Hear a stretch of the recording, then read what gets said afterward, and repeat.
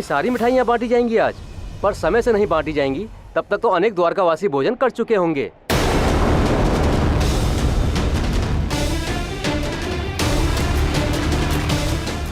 नहीं नहीं, शुक्राचार्य का आदेश है कि हर एक द्वारकावासी को इस शक्ति को ग्रहण करना होगा, परंतु कैसे?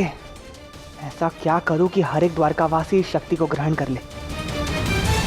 रोमर्शन का यज्ञ आरंभ होने वाला है और निषाद ने अब तक मेरी दी हुई शक्ति का प्रयोग नहीं किया है। बड़ा मूर्ख व्यक्ति है ये, इतनी बढ़िया योजना को ये मूर्ख बिगाड़ देगा।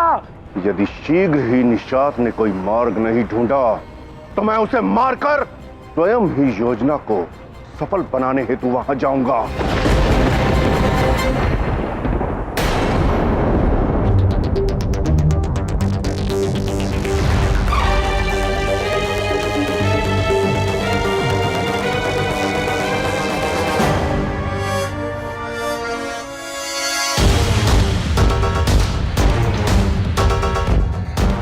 पंडित जी, क्या आपकी पूजा संपन्न हुई?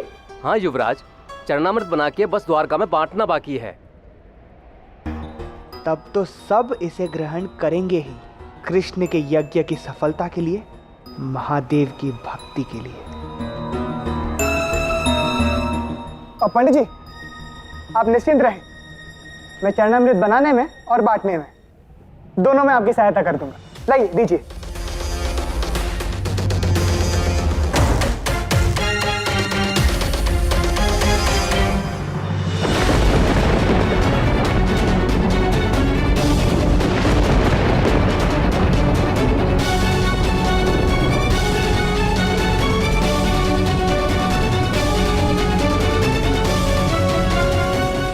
मैं श्री कृष्ण को इस यज्ञ का यजमान मानता हूं।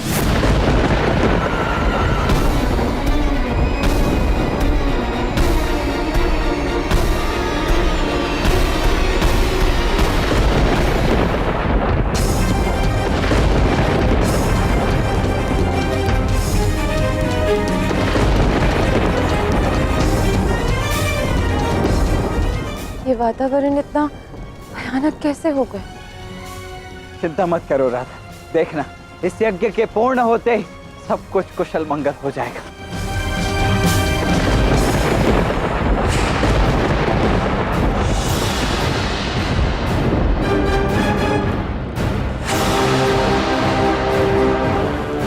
इतना स्वादिष्ट बनाऊंगा इस चरणामृत को कि सभी लोग मांग मांग के पिएंगे और अपना सुध बुध खो देंगे।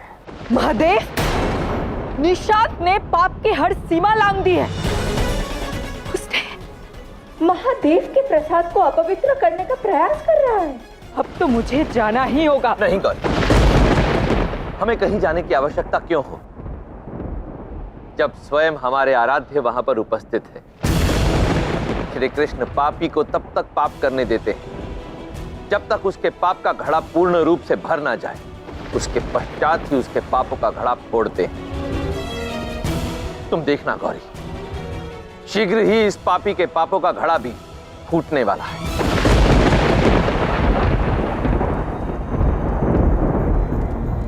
कान्हा, तुम कहां जा रहे हो? तुम ही तो इस यज्ञ के यजमान हो। इतना भव्य आयोजन किया है इस यज्ञ का, बस इसमें एक छोटी सी कमी है। क्या कमी रह गई है काम? वही कमी पूर्ण करने जा रहा था। मैंने स्वयं महादेव की पूजा की थी, स्वयं बेलपत्र चढ़ाया था। तो मैं सोच रहा था यदि वो बेलपत्र यहाँ पूजा की वेदी पर रहेगा तो महादेव की कृपा भी रहेगी। कृष्ण सही कह रहा है, बेलपत्र का सही स्थान तो ये वेदी है। यदि ऐसा है तो वो मैं लेकर आ जाता हूँ। अरे धाऊ, गुरु तो आपके हैं, मैं लेकर आता हूँ। आप दोनों यही रुकिए, मैं लेकर आती हूँ। नहीं राधा, ऐसी कोई बात नहीं। यहाँ कान्हा यजमान है तो यहाँ उसी का रहना अनिवार्य है, और जहाँ कान्हा हो वहाँ राधा का रहना अनिवार्य है। इसीलिए तुम चिंता मत करो, बेलपत्र मैं लेकर आता हूँ। राधा, यदि दाऊ जाना चाहते हैं उन्हें जाने दो।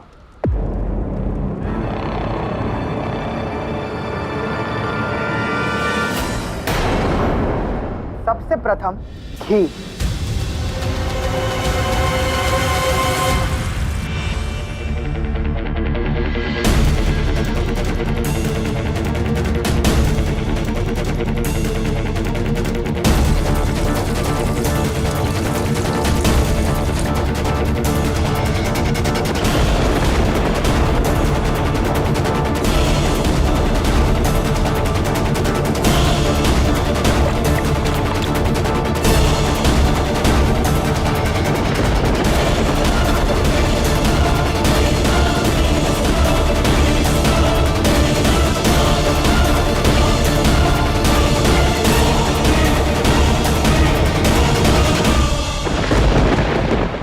और ये वो सामग्री है जिससे सारी द्वारका सुध बुध खो देगी।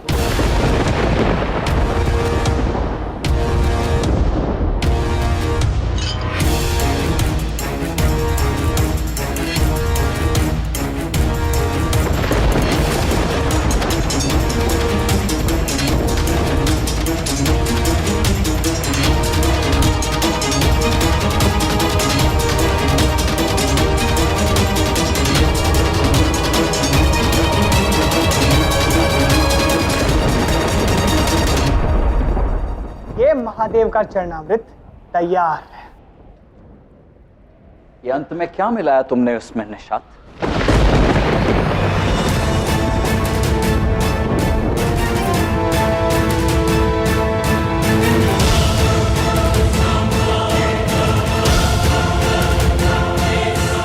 कुछ नहीं पिताश्री, मैं तो केवल इसे स्वादिष्ट बना रहा था और कुछ नहीं। मुझे मूर्ख समझाया तुमने। यह महादेव का चरणामृत है। इसे स्वादिष्ट बनाने के लिए इसमें कुछ मिलाने की आवश्यकता नहीं पड़ती है। ये स्वयं महादेव के तत्व से स्वादिष्ट हो जाता है। पिताश्री, मैं आपको कदापि नहीं चल रहा हूँ। मैं सत्य कह रहा हूँ। मैंने तो केवल उसे स्वादिष्ट बनाया है ताकि द्वारकावासी उसे ग्रहण कर सके। अच्छा,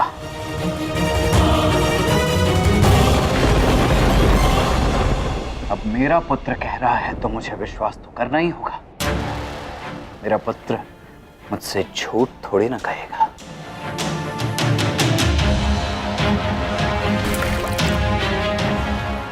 पियो ये चरणामृत। पिताश्री, मैं इसे नहीं पी सकता। क्यों? ऐसा क्या मिला है तुमने इसमें कि नहीं पी सकते तुम? ऐसा कुछ भी नहीं मिला है पिताश्री। बोलो क्या मिला है तुमने इसमें? यदि इतना ही स्वादिष्ट है तो पीते क्यों नहीं? पियो इसे।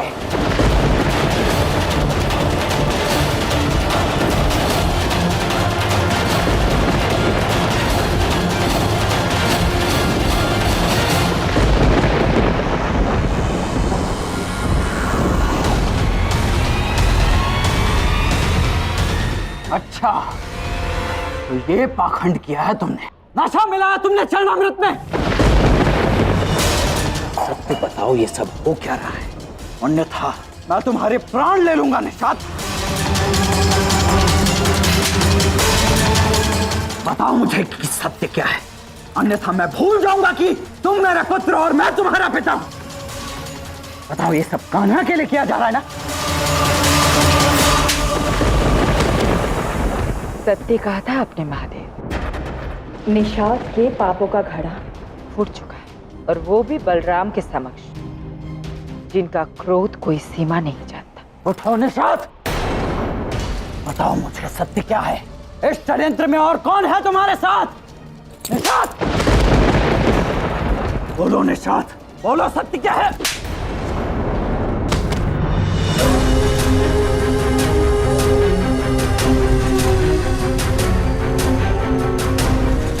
संकल्प पूर्ण हुआ। श्री कृष्ण के नाम का संकल्प है, द्वारका के मंगल के फल की कामना है। कहिए यजमान श्री कृष्ण, यज्ञ आरंभ किया जाए। निसंदेह। किंतु कृष्ण, दाव तो यहाँ आए ही नहीं। पर तुमने ही तो उन्हें बेलपत्र लाने भेजा है ना? उनके आने से पूर्व ही तुम आरंभ करोगे?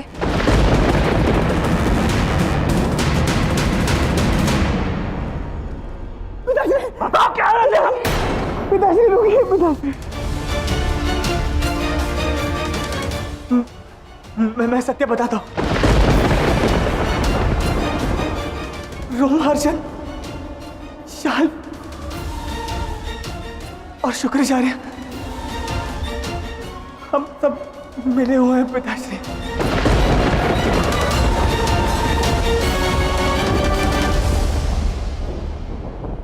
हम द्वारका का भला नहीं,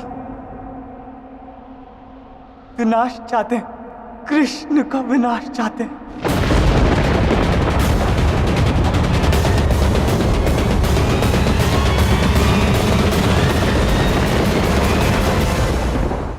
राधा जी, यज्ञ का मुहूर्त आ चुका है और अगर आरंभ में विलंब होगा तो यज्ञ का फल भी विलंब से मिलेगा।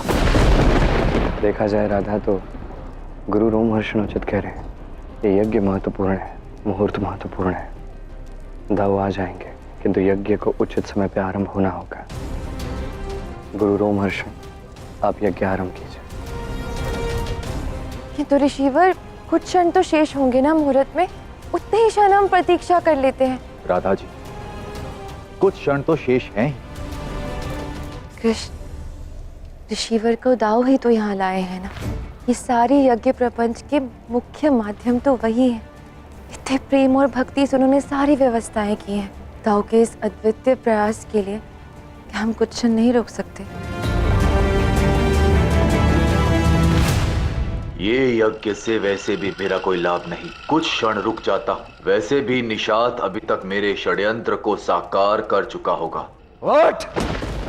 नहीं, तू मेरा पुत्र नहीं है, द्वारकाद्रोही है। तू द्वारकाद्रोही। तुझे उचित दंड तो मैं बाद में दूंगा।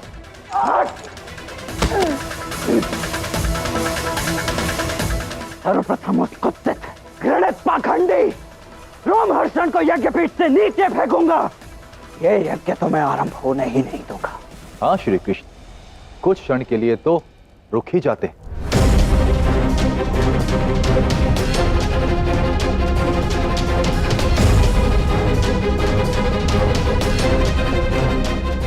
जब ये पात्र जलमग्न हो जाएगा तो मुहूर्त समाप्त हो जाएगा।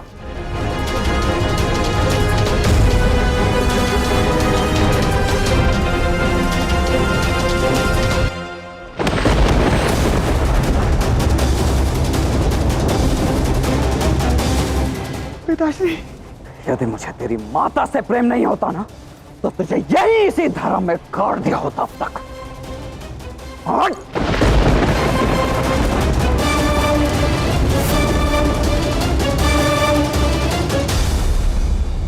अब तो प्रसन्न होना गौरी। हाँ महादेव, अत्यंत प्रसन्न हूँ। देखिए ना, श्री कृष्ण ने कैसे दाव को मंदिर भेज दिया और उनके समक्ष रोमहर्षण का सत्य भी प्रकट कर दिया। अब तो ऐसा प्रतीत होता है कि ये यज्ञ होगा ही नहीं। हाँ महादेव, किसी भी क्षण दाव पहुंचने वाले हैं और उसके पश्चात कदाचित रोमहर्षण जीवित ही नहीं रहेगा। इसीलिए यज्ञ होने का संभावना ही नहीं। गौरी, यही तो है मेरे आराध्य की लीला। जब तक उन्हें उस लीला में उनका मन वांछित फल प्राप्त नहीं हो जाता, तब तक वो घटनाक्रम में निरंतर परिवर्तन करते रहते हैं। तब तक, जब तक कि उन्हें मनवांछित फल प्राप्त ना हो जाए। और मनवांछित फल की एक और विशेषता होती है, इसका पूर्ण स्वाद तभी आता है जब वो पूर्ण रूप से पक जाए। उसी प्रकार श्री कृष्ण की लीला का आनंद भी पूर्ण रूप से तभी आता है जब वो समाप्त हो जाती है। सत्य कहा आपने। अब ये खेल समाप्त होने ही वाला है। किसी भी क्षण बलराम पहुंचते ही होंगे।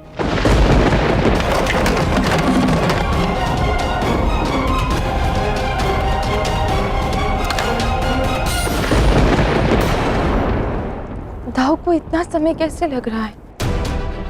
गुरु रोमहर्षण, यदि अधिक विलंब हो रहा है तो आप यज्ञ आरंभ कर दीजिए। कृष्ण के संकल्प का यज्ञ है, इसे सही समय पर आरंभ करना, पूर्ण होना अति आवश्यक है। किंतु कृष्ण, क्या ये संकल्प पूर्ण होगा ना? राधा जी, अभी कुछ क्षण शेष, निश्चिंत रहिए। मैं ही अंत कर दूंगा इस मूर्ख रोमहर्षण का। बलराम वहां पहुंच गया ना तो शीश फोड़ देगा और आहुति दे देगा इस यज्ञ में। उसे आने वाले महासंकट का ज्ञान ही नहीं है।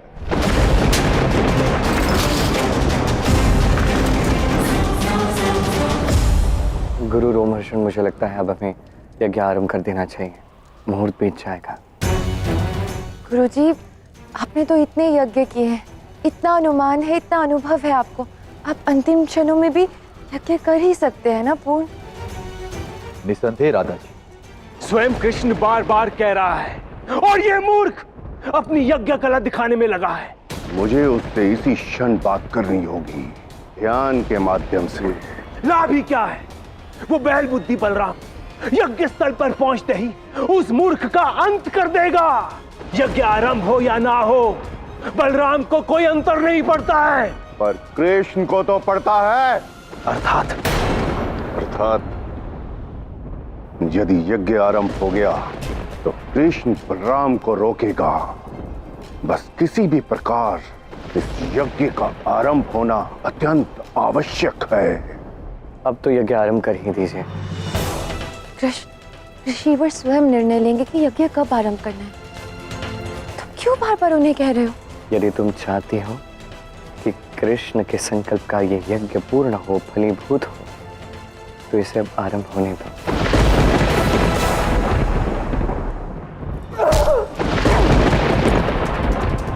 क्षमा कर दीजिए पिताश्री। कुलद्रोही, यदि अपनी इस अपवित्र वाणी से मुझे पिता बुलाने की चेष्टा की ना, तो तेरी जीवा खींचकर तेरे गले में बांधूंगा मैं।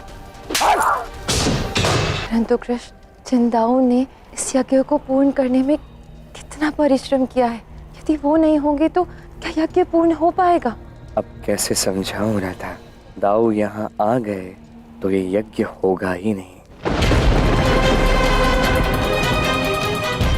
मुझ पर विश्वास करो राधे, जो मैं कह रहा हूँ वो करो। इतने महत्वपूर्ण यज्ञ को हम टाल नहीं सकते। सैनिक, क्या भीतर यज्ञ आरंभ हो गया है? नहीं प्रधान। वैसे भी यज्ञ आरंभ हो या ना, मेरे पहुंचते ही प्रथम आहुति तो उस रोमहर्षण की ही दूंगा मैं। सही कह रहे हो कृष्ण, यज्ञ आरंभ हो जाना चाहिए। गुरु रोमहर्षण, अब प्रथम आहुति डालकर यज्ञ आरंभ कर दीजिए। पर श्री कृष्ण, कुछ क्षण शेष हैं अभी, और मेरे जैसा अनुभवी गुरु अंतिम क्षण जानता है, और इस पात्र को जलमग्न होने में अभी कुछ समय शेष है।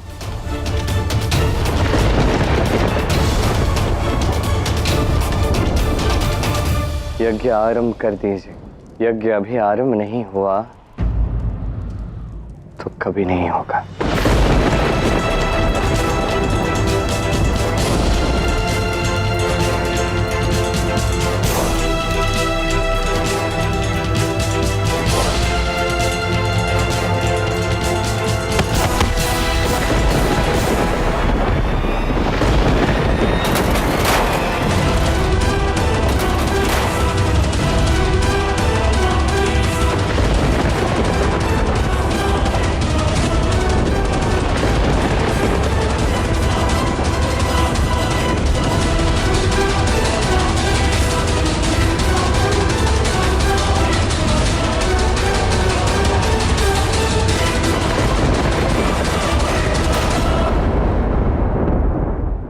दाऊ, अब यज्ञ आरंभ हो चुका है।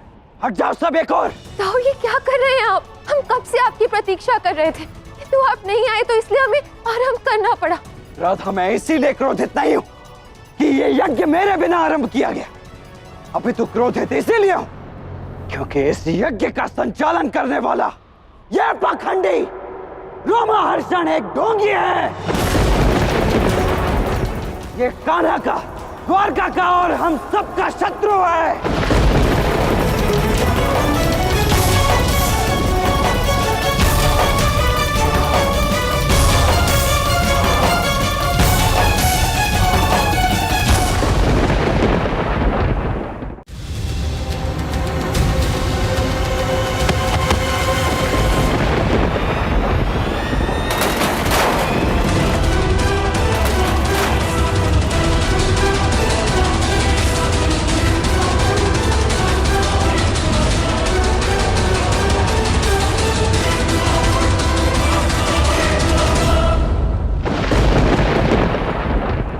इस यज्ञ का संचालन करने वाला यह पाखंडी रोमहर्षण एक ढोंगी है। ये कान्हा का, द्वारका का और हम सबका शत्रु है।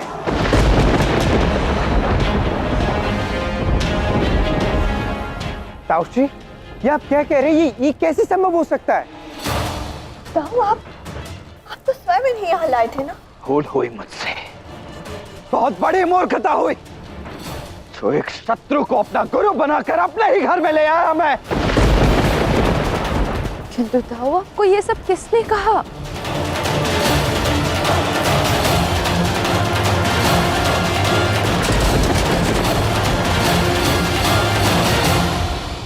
इस द्वारका द्रोही ने।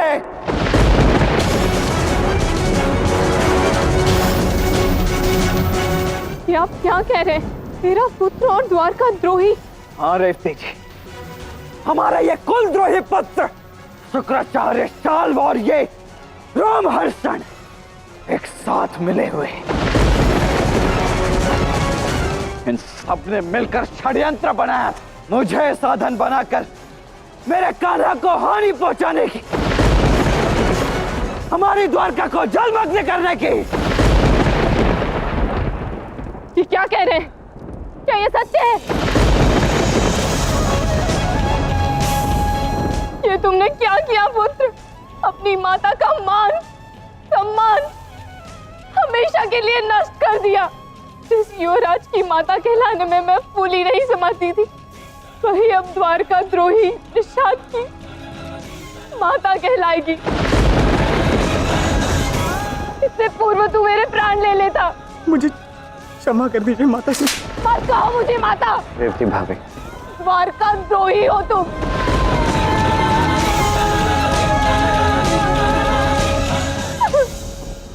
निषाद, आज तुमने राधा का हृदय भेद लिया है।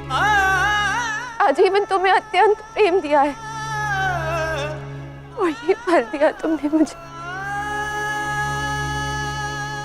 इस कुलद्रोही को दंड तो मिलेगा ही, किंतु उससे पूर्व अंत होगा इस रोमहर्षण का, इस पाखंडी ढोंगी का। रोमहर्षण! मैं तो यज्ञ करता ही रहूंगा। नेत्र खोलना मृत्यु को न्योता देने जैसा है।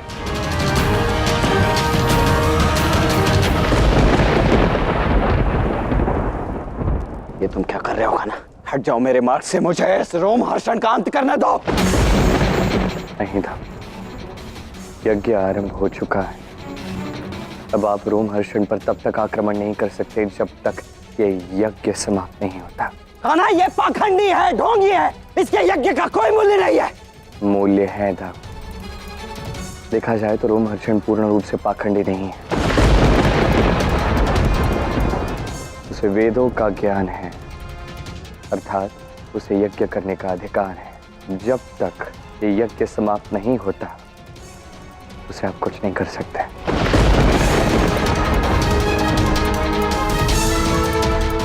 कान्हा, इस ढोंगी ने मेरी भावनाओं को आहत किया, हमारे अटूट परिवार को बांटने का प्रयत्न किया है। इसे तो मैं नहीं छोड़ूंगा। मैंने सोचा था कि यज्ञ होगा, कृष्ण का संकल्प पूर्ण होगा, पर इस यज्ञ का सारा प्रपंच केवल छल था। जिस व्यक्ति को हम अपना गुरु बनाकर अपने शीश पर बिठाकर द्वारका में लाए, वही हमारे शीश जलमग्न करने की योजना बना रहा था। कान्हा, जानते हो इसका सबसे बड़ा अपराध, सबसे बड़ा पाप क्या है? कि इसने बलराम को कृष्ण के विरुद्ध प्रयोग करने का प्रयत्न किया। इससे बड़ा पाप, इससे बड़ा अपराध और कोई नहीं कि एक बड़े भाई को शस्त्र बनाकर छोटे भाई के प्राण लेने के लिए उसका प्रयोग किया जाए। कहां इस समय मेरा हृदय क्रोध और पीड़ा से फट रहा है, इसीलिए अब चाहे जो भी हो, मैं इसे जीवित तो नहीं छोड़ूंगा।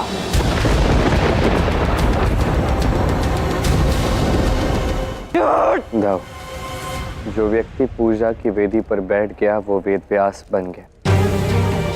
कुछ भी हो जाए, पूजा समाप्त होने तक रोमहर्षण के अंत का विचार भी यदि आपके मन में आया तो वो भी आपके लिए घातक हो सकता है।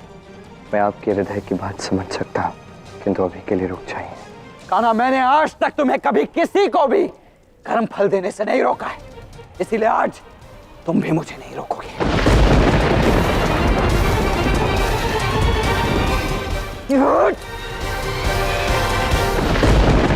यदि यही आपकी इच्छा है तो यहीं से केवल इतना जान लीजिए कि ये यज्ञ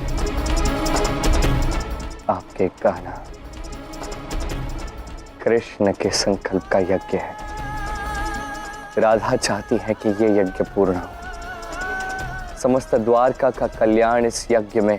यदि ये यज्ञ पूर्ण नहीं हुआ तो द्वारका और द्वारका का हर एक व्यक्ति, सभी का पतन होगा था।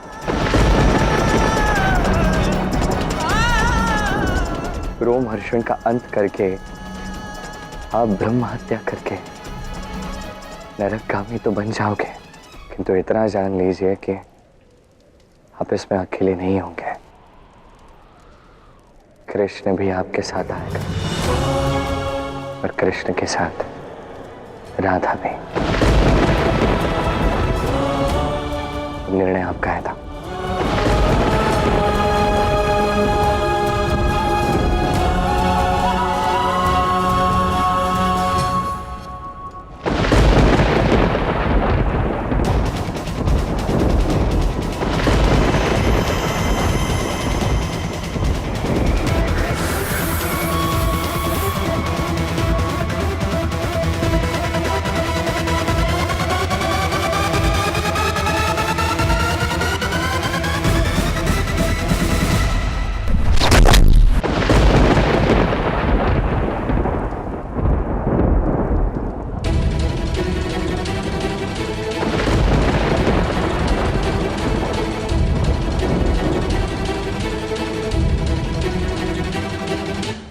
यदि मेरे किसी भी कर्म से मेरे राधा कृष्ण को एक क्षण की भी पीड़ा सहनी पड़ सकती है तो ऐसा कर्म मैं कर ही नहीं सकता।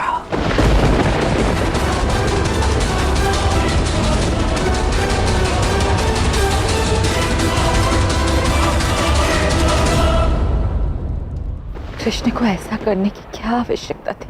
राधा। राधा?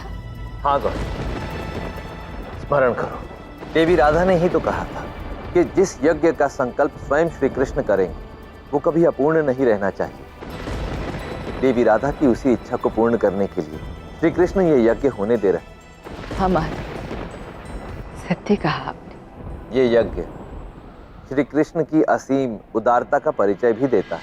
ये जानते हुए भी कि रोमहर्षण के हृदय में क्या है, वो उसे पुण्य अर्जित करने का एक अवसर दे रहे हैं। रोमहर्षण वेदों का असीम ज्ञाता है और इस यज्ञ के द्वारा वो रोमहर्षण को उसके उसी असीम ज्ञान का एक सदुपयोग करने का अवसर दे रहे हैं ताकि वो भी कुछ पुण्य अर्जित कर सके। ऐसे ही है मेरे आराध्य। जब कोई इनके प्रति द्वेष की भावना प्रकट करता है तो उसका उत्तर करुणा से देते हैं। जब कोई इनके प्रति क्रोध दिखाता है तो उसे प्रेम देते हैं। इसलिए देवी राधा की, समस्त द्वारका के लिए और अपने बलराम दाऊ के लिए श्री कृष्ण ये यज्ञ होने दे रहे। भ्राता कितने विवेक से प्रत्येक कार्य करते, भावनाओं से भर देते।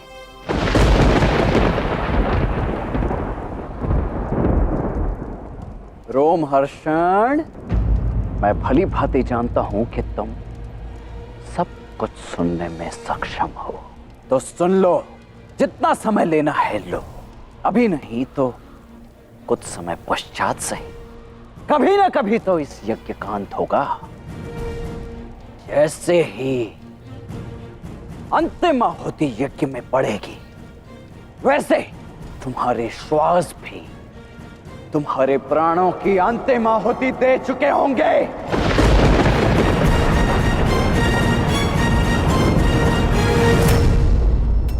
शुक्राचार्य, कुछ सहायता कीजिए।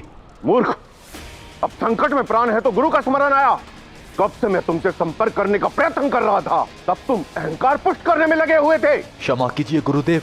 गुरुदेव क्या करूं मैं? सर्वप्रथम भय त्यागो। तुम यज्ञ विधि पर हो, तुम्हारी शक्ति असीम है, समय तुम्हारे नियंत्रण में है। ये आप क्या कह रहे हैं गुरुदेव? रोमहर्षण, जो ब्राह्मण यज्ञ का संचालन करता है वही निर्णित करता है कि यज्ञ कितने समय तक चलेगा। तो क्या करना चाहिए कि ये यज्ञ अनंत तक चले, बलराम मेरा अंत कर ही ना पाए?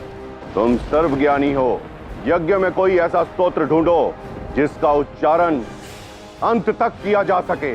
मैं समझ गया गुरुदेव कि मुझे क्या करना है। धन्यवाद गुरुदेव।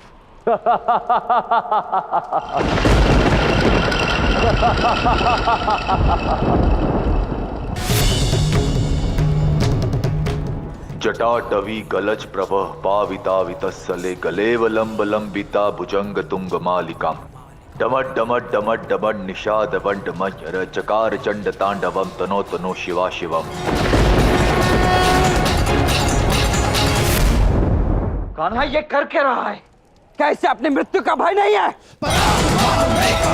श्री, ये शिव स्तोत्र है, इसका पाठ अनंत तक किया जा सकता है और इसका अंत भी है जब महादेव स्वयं प्रकट हो। और इसका एक ही अर्थ है कि अब ये यज्ञ कभी समाप्त नहीं होगा।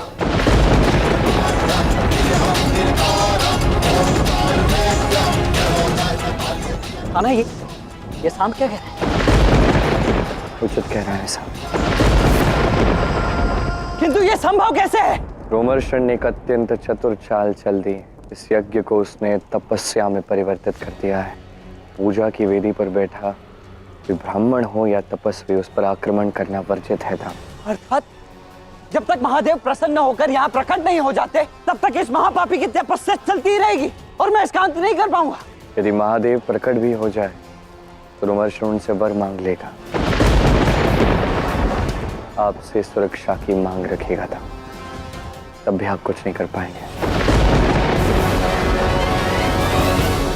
यदि महादेव ने प्रसन्न होकर रोमहर्षण को बलराम से बचने के लिए अभय दान का वर दे दिया, यज्ञ तो पूर्ण होगा, यज्ञ से मंगल फल भी प्राप्त होंगे, जिससे महामुसल द्वारा फैलाई जाने वाली नकारात्मकता कम होगी।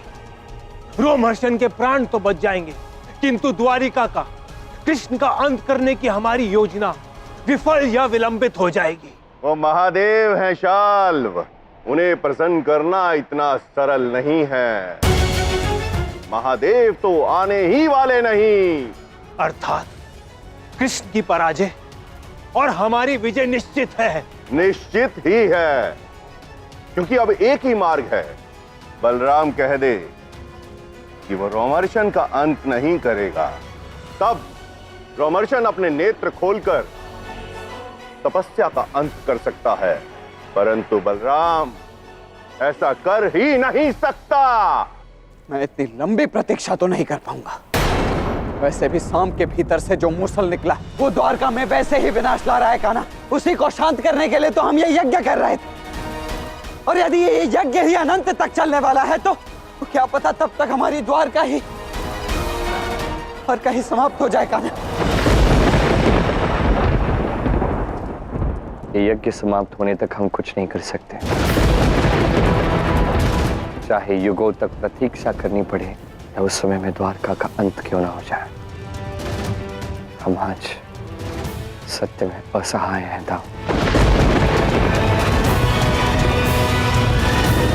इस यज्ञ से बड़ी आशा थी मुझे, कृष्ण के संकल्प का यज्ञ था, पर इससे जुड़ी अधिक से अधिक घटनाएं नकारात्मकता ला रही हैं।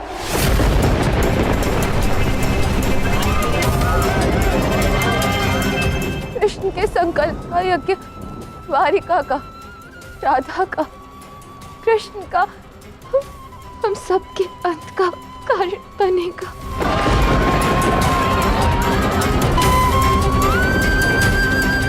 मेरे आराध्य, अब सब कुछ केवल आपके हाथ में है।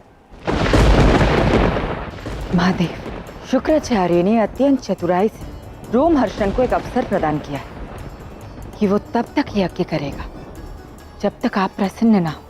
ये तो विचित्र धर्म संकट है। शुक्राचार्य ने अपनी चतुराई का परिचय तो अवश्य दिया, परंतु ये भूल गए कि उनके सामने स्वयं नारायण है। वो नारायण जो प्रत्येक समस्या का, प्रत्येक विपदा का निवारण करना जानते हैं। जहां मार्ग नहीं होता वहां मार्ग का निर्माण करते हैं। यदि श्री कृष्ण ने भ्राता बलराम से ये कहा है कि इस समस्या का समाधान है, तो समाधान है। समय और धैर्य किसी भी समस्या का हल निकाल लेते हैं। ये क्या आचार्य, आकाश से काली मां बरस रही है। ये काली मां नहीं, शाल्व शुभ संकेत है। शुभ संकेत?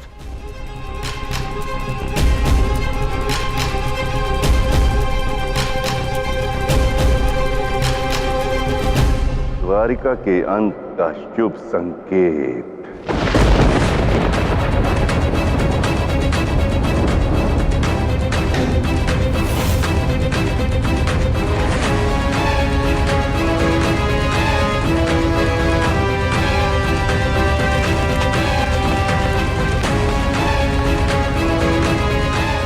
सैनिकों, तुम सबने अपने शरीर पर राख क्यों मल रखी है? हमने मली नहीं है युवराज। द्वारिका में चारों ओर गर्म राख की वर्षा हो रही है। प्रलय जैसी परिस्थिति है सारी द्वारिका की।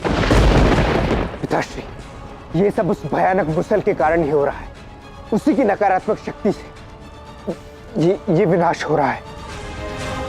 पिताश्री, आपको समझना होगा, हमें किसी भी प्रकार से इस यज्ञ को पूर्ण करना होगा, इसका मंगल फल प्राप्त करना होगा और इसी की शक्ति से मुसल की शक्ति को क्षीण करना होगा। पिताश्री, कुछ कहिए, कुछ कीजिए, इस यज्ञ को पूर्ण कीजिए। इस परिस्थिति में मैं भला क्या कर सकता हूँ साहब? ऐसा कोई विकल्प नहीं है जो चुन सकूं मैं। इस क्षण मैं भी असहाय हूं। पिताश्री, अब आप ही कुछ कर सकते हैं। यदि आप रोमहर्षण को ये वचन दे दें कि इस यज्ञ को पूर्ण करने के पश्चात आप उसे जीवन दान दे देंगे। कदापि नहीं। इस महापापी ने जो पाप किया है ना, वो अक्षम्य है सांब। ऐसा वचन तो मैं कदापि नहीं दे सकता। पर द्वारका में हो रहे विनाश के विषय में सोचिए। क्या द्वारका की रक्षा करना आपका धर्म नहीं? कुछ कर्म ऐसे होते हैं रेवती जी जो हर मूल्य से ऊपर होते हैं, और इस रोमहर्षण का अंत करने के लिए मैं कोई भी मूल्य चुकाने के लिए तैयार हूं। मेरे पास जो कुछ भी है, मेरा स्थान, मेरा मान, पदवी, धन, रिश्ते, नाते, सब कुछ, क्योंकि इस पाखंडी ने मेरे ही द्वारा मेरे ही कान्हा का अंत करने की चेष्टा की है, यह जानते हुए भी कि मैं स्वयं अपने प्राणों से भी अधिक अपने कान्हा से प्रेम करता हूं। इससे तो मैं नहीं छोड़ूंगा। इसका दंड पूरी द्वारका को नहीं मिलना चाहिए था। आपको क्रोध त्यागना ही होगा, वचन देना ही होगा, अन्यथा मूसल की शक्ति समस्त द्वारका का अंत कर देगी। यह अपराध ऐसा है राधा जिसका दंड अपराधी को मिलना ही चाहिए। संसार में एक उदाहरण बनना चाहिए। यदि एक भाई के प्रेम का प्रयोग दूसरे भाई के अंत के लिए किया जाए तो मूल्य चाहे कोई भी हो, मृत्यु दंड तो अवश्य मिलेगा। दाऊ अपनी बात पे अड़िग है। इस समस्या का समाधान शीघ्र नहीं निकाला तो समस्त द्वारका का विनाश निश्चित है।